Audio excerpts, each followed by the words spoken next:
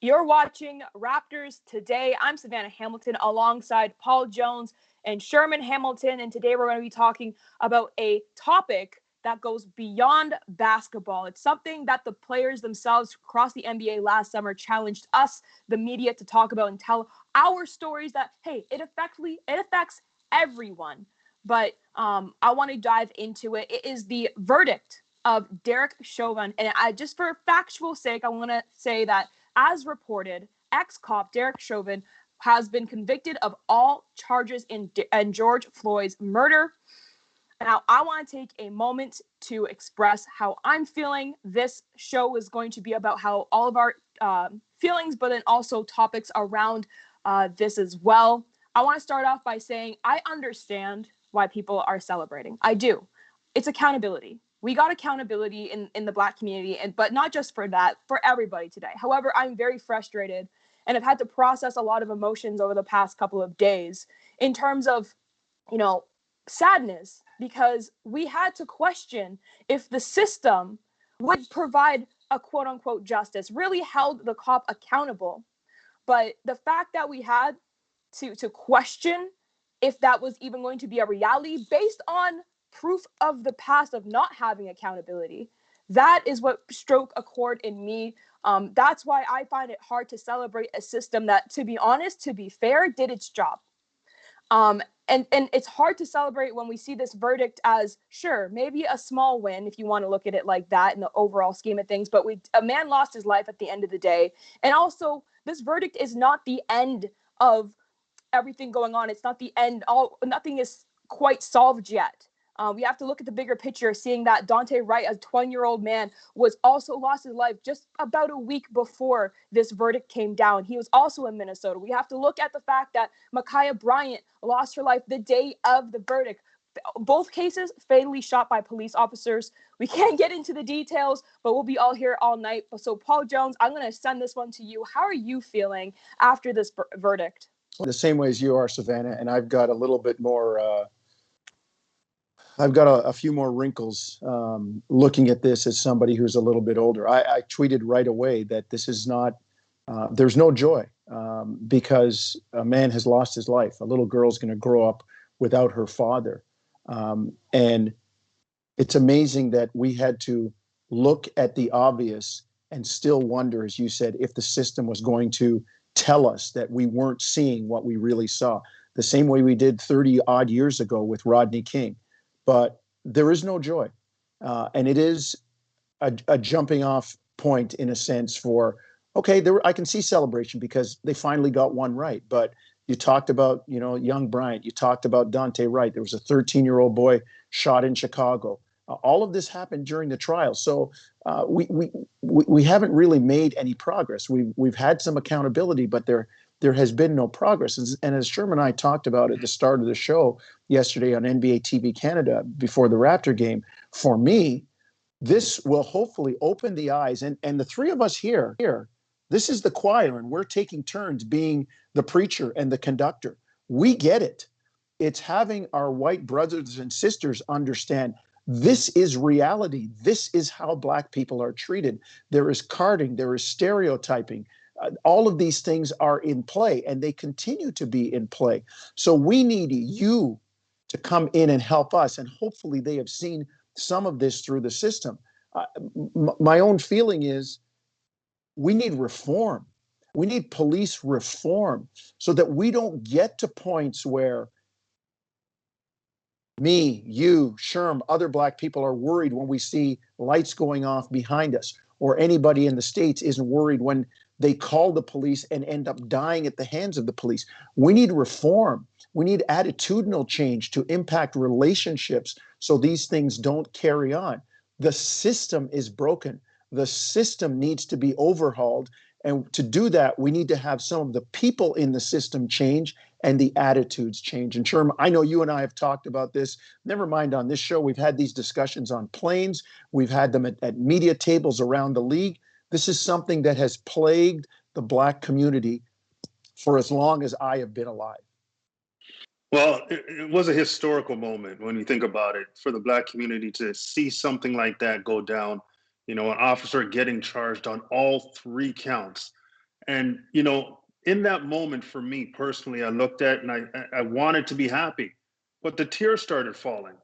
And, you know, I'm trying to process everything and the gravity of it. And in my mind, I'm realizing that the reason why we can't celebrate is because we're waiting for something else. We're always in a position of thinking something else is going to happen. And no sooner than we said, yes, we got one, something else happened. And that's the kind of perpetual role that we've lived in. You know, it's been one of those things where something's always happening to us. And, you know, I think about it, you're supposed to be able to celebrate things. You're supposed to be able to rejoice when good things happen. And we weren't able to do that for a multitude of reasons. Number one, as I spoke to, we were waiting for the next shoe to drop. The other side of it is, as both of you have mentioned, somebody had to die for us to be in this situation, to finally see some justice. And I won't even call it justice, I'll call it accountability, because justice has so many more levels that it has to reach before we can call it that. And, you know, ultimately, you figure that we had won a battle. We got something, but we didn't win a war. No, The the war war's is still still going. raging. Yeah. It's still raging. And, you know, the person that we all are in regards to this is challenged every day by these factors. And we wonder if we'll ever be able to walk without that weight on our back. It just seems like it's always there. But we're strong people and we're going to have to continue to fight. And it's unfortunate that now we've got to roll into other situations that we have to talk about and discuss, and we have to go against it and stand up for. It just seems like a never ending story. And if this doesn't open people's eyes to how significant racial injustices are, I don't know what will. Maybe those aren't the people that are reachable, but people that understood what happened with that George Floyd verdict understand, hopefully, how big of a moment it is. Absolutely. And to add to both of your points, you know, it's hard to exhale. It's hard to exhale when we know that changes have to be made systemically and systematically within organizations across the world. This is a problem that it has been hundreds of thousands of years in the making. It's not just going to be solved overnight, and we know that. And we'll dive right into that. But first, I do want to hear from allies, as we have mentioned in this discussion already, such as Stan Van Gundy and Greg Popovich. Doc Rivers also spoke up on this issue around the league. My reaction is a little mixed, I would guess. You know, the fact that we are celebrating or celebrated a man who committed murder, that he was going to jail. You know, I thought about that last night, and I'm not so sure if we've come a long way or if we have a long way to go. You know, you can think of that either way. But the right thing happened, obviously. And so I was excited about that. You know, Blacks have been dehumanized for a long time. And to see a man go to jail for killing a Black man should not be significant. But it is, Mark. And so I guess in that way, you know, we're coming a long way, but we still have a long way to go. Look, it was really important.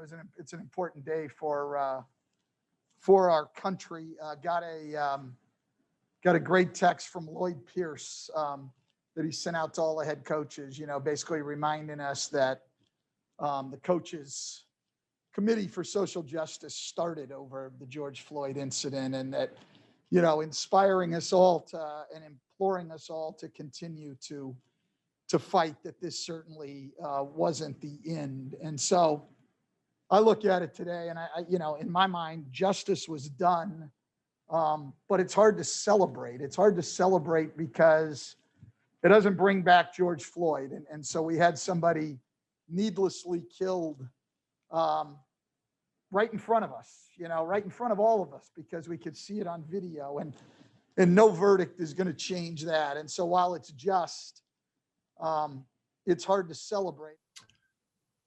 You know, all of us had, you know, nervous bellies, and you think about what's gone on in the past and how little accountability there's been over the years. So you're cautiously optimistic that some, you know, form of justice might happen. but you're not totally confident. And I think that's if you're a white person. People of color, I have to believe, had even more nervous moments and anxiety and probably doubt about what was going to happen because of the past. So when the verdicts came down, you saw, the joy just kind of explode in people. And, I had a friend who mentioned to me, said, it's a relief for all of us that it seems like a bit of justice has been done. But imagine being a 70, 80, 90-year-old Black person who's seen so much ugly in their lives in every way, shape, and form, socially, economically, etc. And then add COVID on top of it to see all the disparities. What a joy it had to be for someone like that to see this outcome in this trial.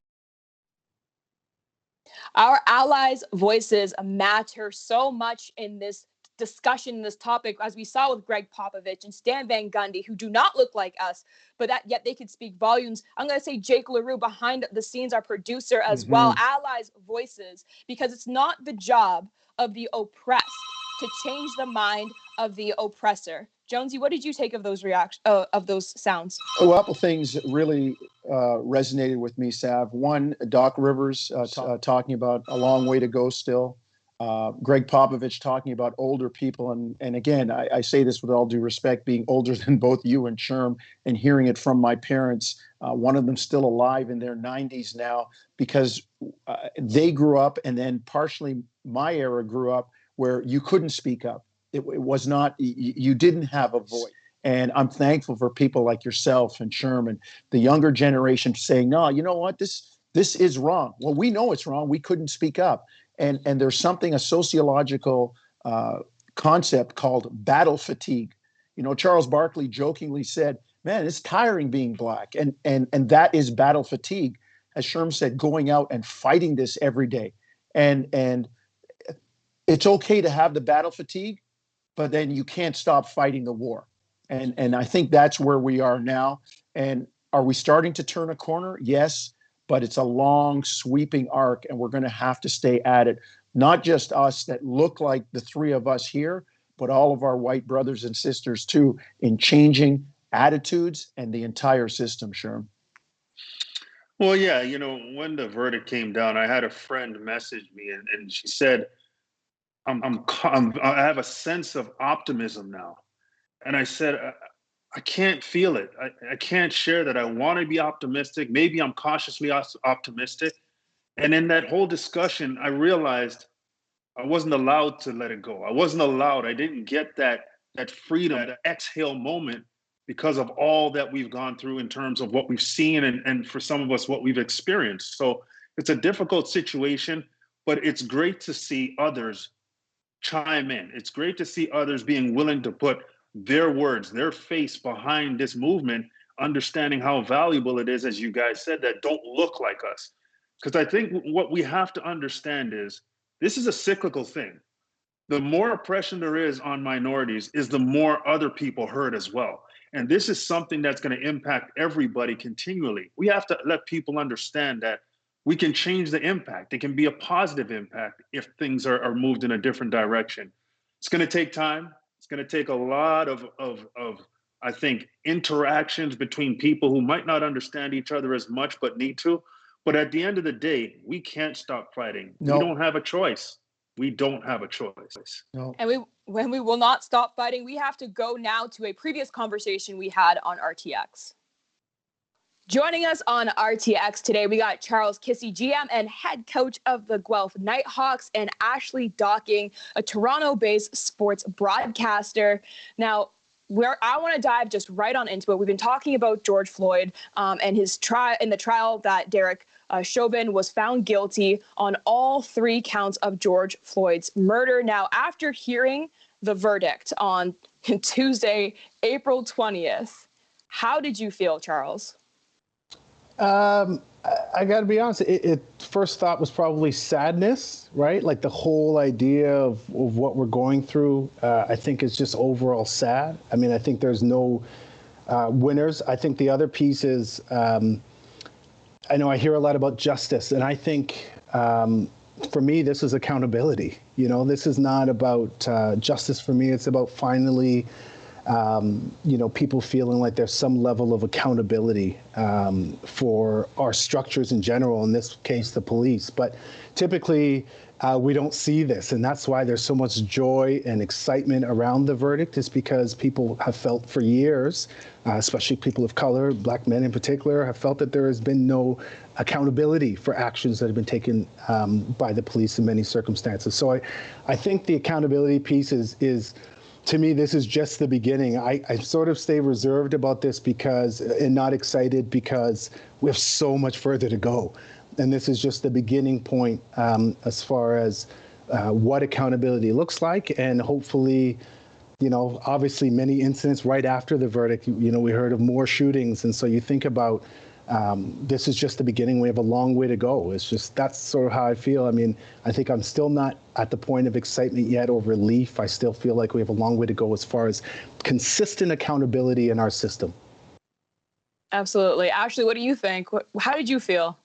I was kind of like the rest of North America. Like, I was sitting and waiting with bated breath to find out what was going to happen. And I was relieved as well for a number of reasons. First of all, that there was accountability, but I was also worried that there wouldn't be. And I think that kind of tells a bigger story where it's like, okay, we had this trial. It took a year to have a resolution. It took us a few weeks to hear both sides of the story, both sides. And then we also needed a full video of the full 8 minutes and 46 seconds where Derek Chauvin's knee was on George Floyd's neck. And still, we weren't sure if that was going to be enough. And so that in itself is a lot to take in, that even with all of this proof, because we're raised that, you know, the truth will come out, the truth will set you free. And we were sitting on the truth for so long and we still didn't know what the outcome was going to be. But to kind of mimic Charles, like, I was relieved, but I was relieved in a different way. I was relieved because my fear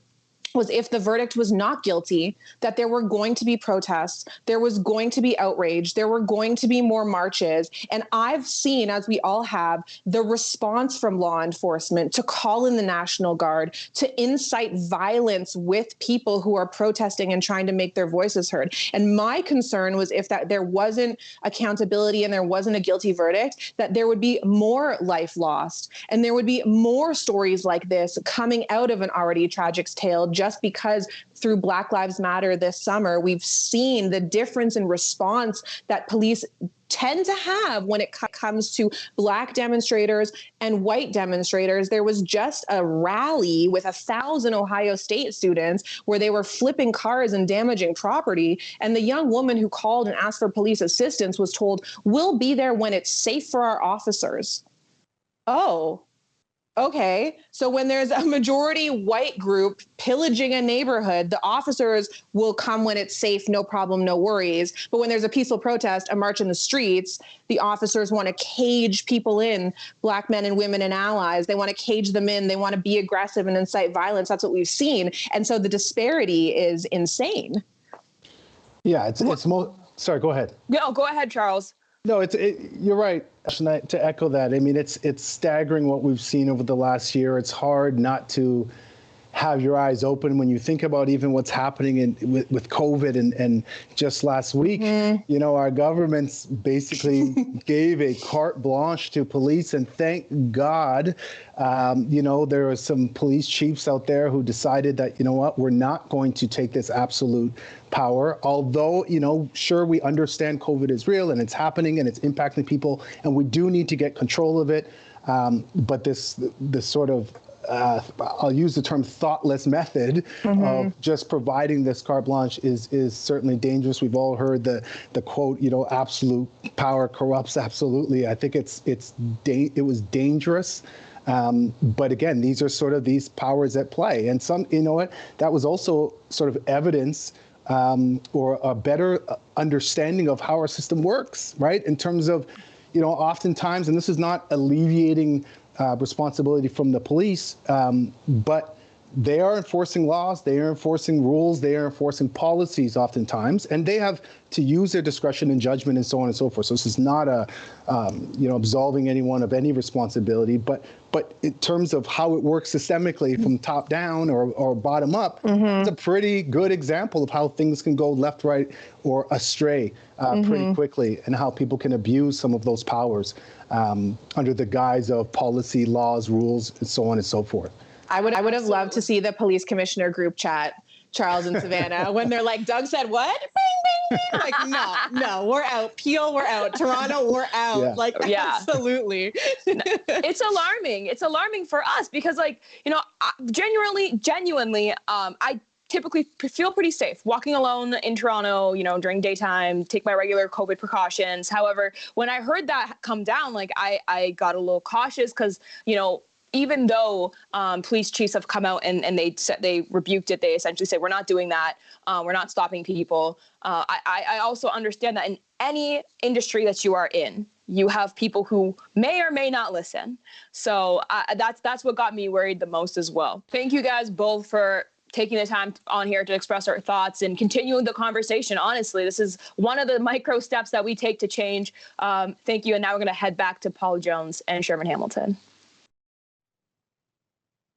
Guys, I would like to just take a minute and really point out police violence against Black women. And it comes from a bigger issue, one that I see as the stereotypes with Black women. There's stereotypes everywhere. We know that. But I think the ones against Black women are especially harmful because we see the end result with them losing lives, such as Breonna Taylor, who was just in her own apartment.